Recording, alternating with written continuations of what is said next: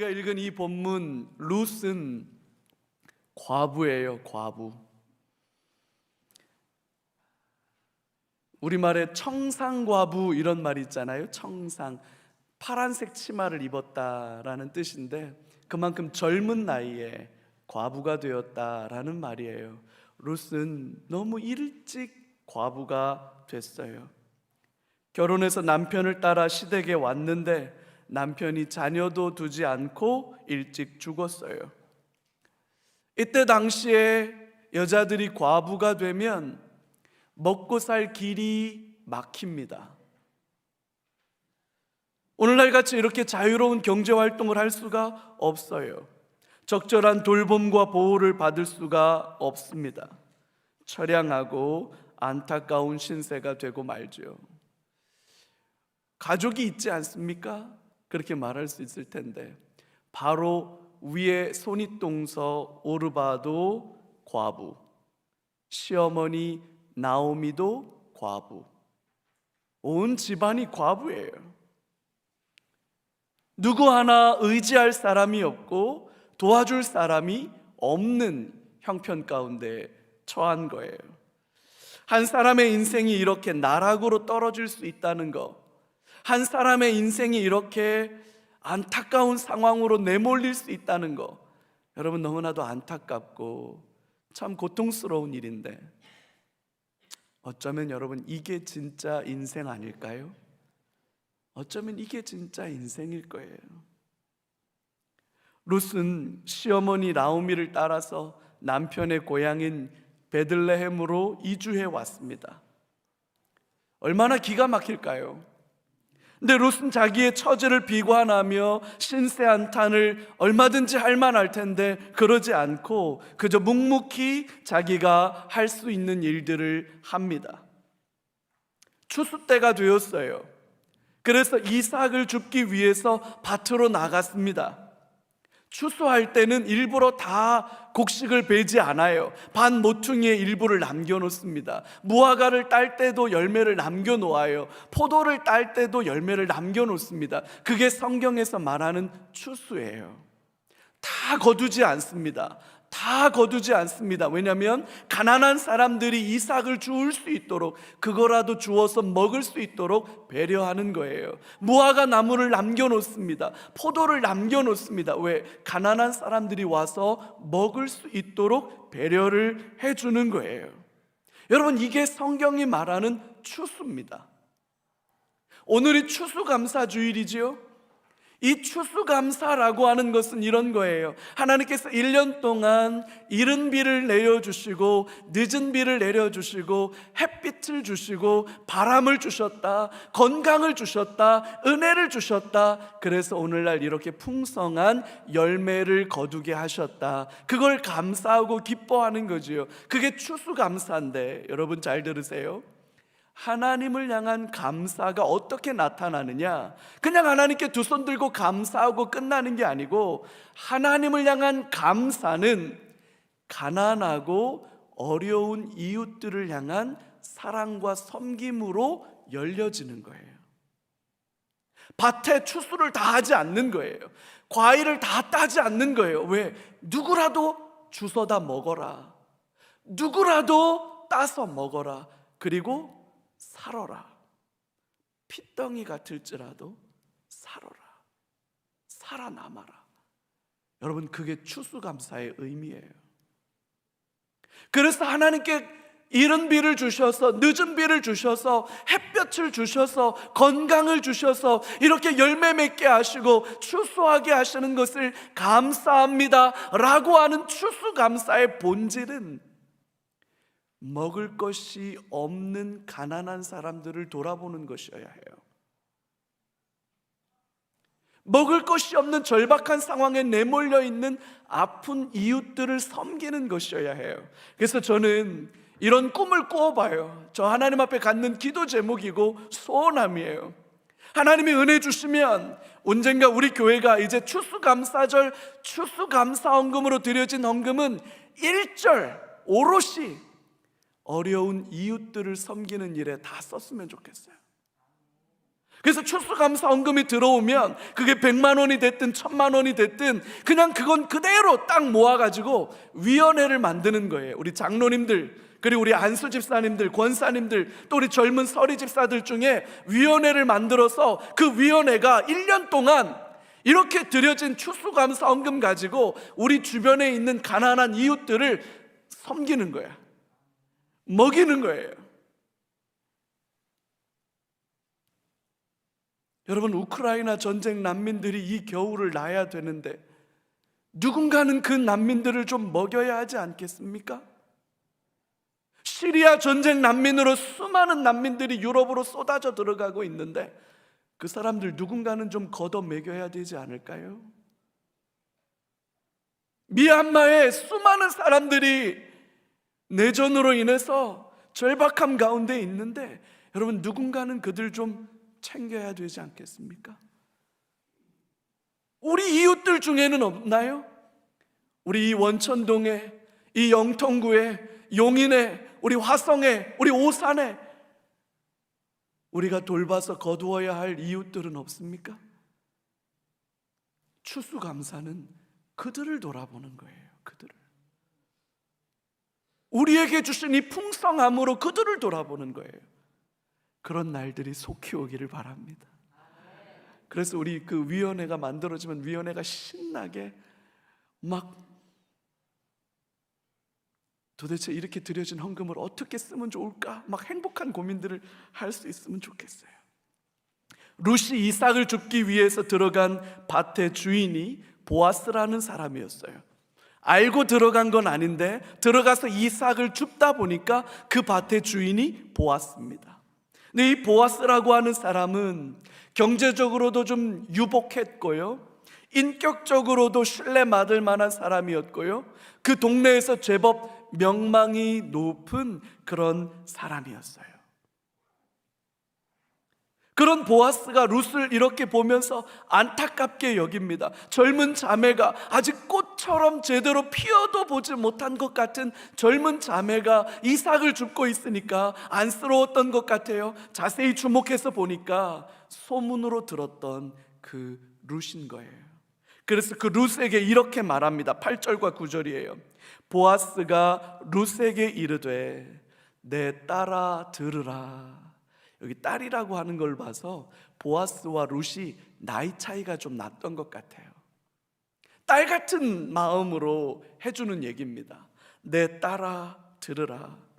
이삭을 주우러 다른 밭으로 가지 마라.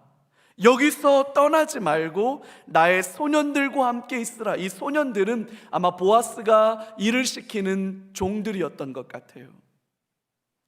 그들이 베는 밭을 보고 그들을 따라다녀라. 왜냐면 걔네들이 다 내 밭을 추수할 거니까 그게 다 내 밭이다. 그러니까 내 밭을 다니면서 그 밭에서 주어라. 그렇게 말하는 거예요. 내가 그 소년들에게 명령하여 너를 건드리지 말라. 젊은 자매라고 얕잡아 보거나 과부라고 함부로 대하거나 그렇게 하지 못하도록 내가 엄하게 말해놓겠다. 그러니까 염려하지 말고 너는 안심하고 내 밭으로 들어가서 주어라. 목이 마르거든 그릇에 가서 소년들이 길어온 것을 마실지니라. 종들이 길어온 물을 먹는다라고 한다면 이 사람은 종이 아닌 거예요. 룻은 보아스의 말을 듣고 얼마나 고마웠겠습니까? 청상 과부인 자기에게 이방인임에도 불구하고 은혜를 베푸는 보아스에게 룻은 진심을 다해서 감사의 인사를 던져요. 그러자 보아스가 그 예의 바르고 열심히 살아가고 있는 룻을 보면서 또 마음이 움직였던 것 같아요. 그래서 룻을 향한 축복의 말들을 해줍니다. 오늘 11절과 12절이에요. 보아스가 룻에게 이렇게 말합니다.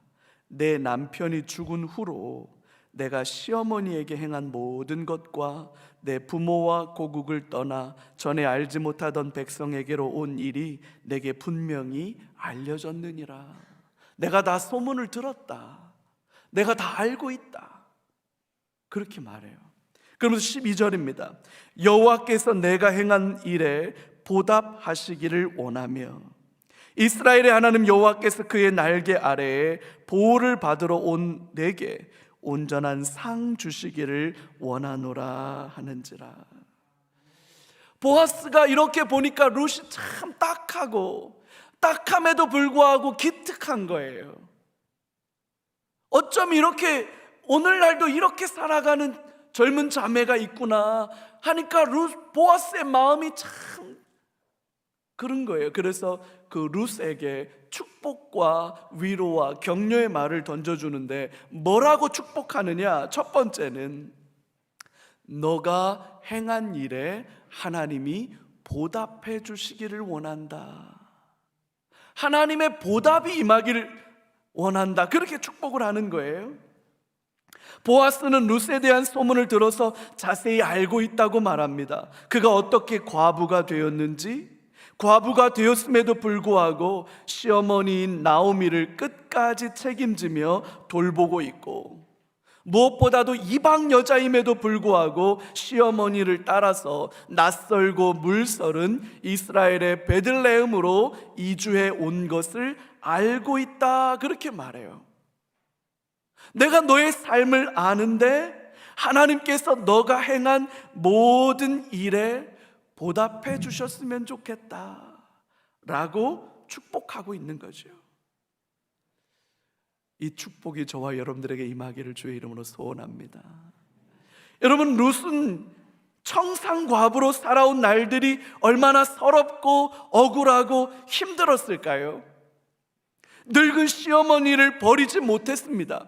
나오미가 과부가 되고 룻도 남편을 잃었기 때문에 사실 나오미와 룻은 이제 남남이 된 거예요. 남남이 됐어요. 늙은 나오미, 늙었는데 과부가 됐다 그러면 이제 노답이죠. 답이 없어요. 그러니까 룻이 이 어머니를 버리질 못하는 거야. 내가 끝까지 책임질게요. 자기가 책임질 일이 아님에도 불구하고 책임지겠다고 나오미를 따라온 겁니다. 얼마든지 버리고 새로운 삶을 살아갈 수 있어요. 다른 삶을 살아갈 수 있어요. 나오미라고 하는 시어머니 혹을 붙이고 살지 않아도 됩니다. 그럼에도 불구하고 룻은 나오미를 버리지 않았어요. 자기가 나고 자란 땅도 아닙니다. 풍습도 다르고 아는 사람도 하나도 없습니다. 아무도 알아주는 이 없고 아무도 잘했다고 칭찬해 주는 이 없고 곤궁한 삶에 보탬이 될 만한 사람이 아무도 없었어요. 룻의 입장에서 생각해봐요. 룻은 얼마나 낙심이 될까요? 얼마나 원망이 될까요? 얼마나 자신의 삶이 기구하고 자신의 삶이 어쩌면 이럴 수가 있나 그런 생각을 할 수밖에 없었을 텐데 룻은 그런 생각하지 않고 그저 자신에게 주어진 삶을 자신이 해야 하는 일을 묵묵히 최선을 다해서 살아갑니다. 최선을 다해서 살았다고 해서 인생이 드라마틱하게 달라질 거 아무것도 없어요. 과부가 최선을 다해봤자 과부입니다. 달라질 건 아무것도 없어요. 여전히 삶은 곤궁하고 벼랑 끝에 대롱대롱 매달린 것 같은 형국일 뿐이에요. 근데 보아스가 그런 룻의 삶을 알아줍니다.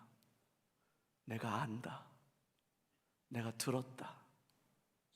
내가 너의 성실함과 너의 그 열심히 살아가는 삶의 모습을 내가 봤다. 너의 시어머니 나오미를 버리지 않는 그 신실한 헤세드, 그걸 내가 봤다. 하나님이 너의 삶의 성실함대로 너에게 보답해 주시기를 원하노라. 그렇게 축복하는 거예요. 여러분, 오늘 추수감사주일입니다. 올 한 해 하나님께서 베풀어 주신 은혜와 복이 정말로 저와 여러분들의 삶에 차고 넘치나요? 그런 분들도 계시겠죠. 그러나 어떤 분들은 별로 그렇지 않다고 느끼는 분들도 계실지도 모르겠어요. 나름 헌신하고 나름 충성하고 나름 열심히 살아왔는데 한눈 팔지 않았는데, 뒤돌아보지 않았는데, 나도 그렇게 원망하며 살지 않았는데, 나 열심히 살았는데 왜 내 손에 들려진 열매는 이렇게 작을까요? 왜 내 삶에 들려진 하나님의 은혜는 초라하게 보이는 걸까요? 라고 하는 원망과 아픔을 가지고 있는 성도들도 계시지 않습니까? 룻도 마찬가지 아니었을까요? 룻이 생각할 때 아마 이런 마음 안 들었겠습니까? 내가 뭘 잘못했다고, 내가 청산과부가 됐나? 어쩌다 이렇게 어려운 삶을 살게 되었을까 하는 그런 마음 들지 않았을까요? 하지만 룻은 그런 마음에 사로잡혀 있지 않았어요. 성실하게 살았습니다. 늙은 시어머니를 버리지 않고 끝까지 돌봤습니다. 자신이 할 수 있는 일을 최선을 다해서 살았습니다. 오늘을 살았습니다. 성실하게 살았습니다. 하나님께서 그런 롯을 돌보시고 그녀가 열심히 최선을 다해서 좌우로 치우치지 않고 살아왔던 삶에 합당한 보상을 해주시기를 구했던 이 축복이 오늘 저와 여러분들에게 임하기를 간절히 소망합니다. 내 손에 들려진 열매가 작아서 낙심이 됩니까?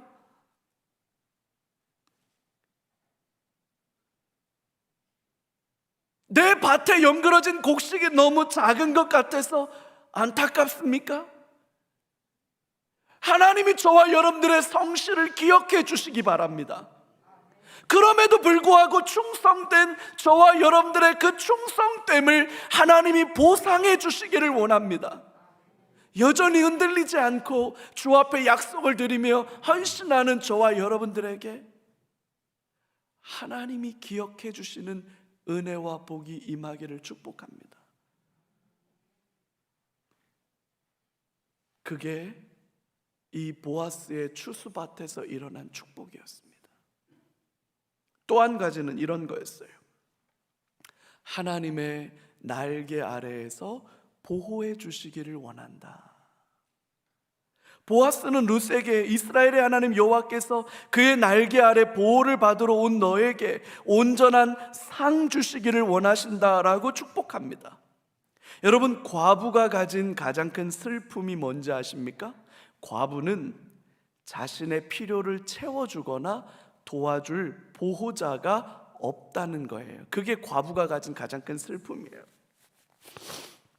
그래서 과부는 고아와 함께 가장 불쌍한 사람으로 분류됩니다. 나의 필요를 채워줄 사람이 아무도 없다. 보호해줄 사람도 아무도 없다. 여러분, 그렇게 되면 어떻게 되는 걸까요? 그렇게 되면 생존할 수가 없는 거예요.